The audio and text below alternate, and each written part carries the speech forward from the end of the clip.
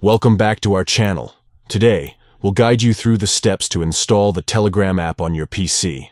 Let's get started. Step 1. Open Chrome on your PC or your favorite browser. Step 2. Enter Telegram in the search bar.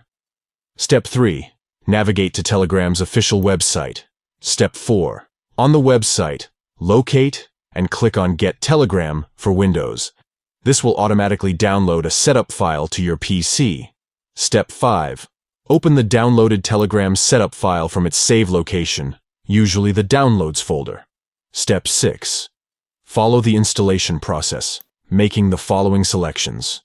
Select the language you prefer for installation and click OK. Choose the location where you want to save the Telegram folder on your PC. Select whether you want to create a program folder shortcut. Click Next and then Install. Step 7. Once the installation is complete, the Telegram app will launch automatically. Click Start Messaging to begin using it. And there you have it. You've successfully installed the Telegram app on your PC. Remember to subscribe to our channel for more helpful tutorials and tips.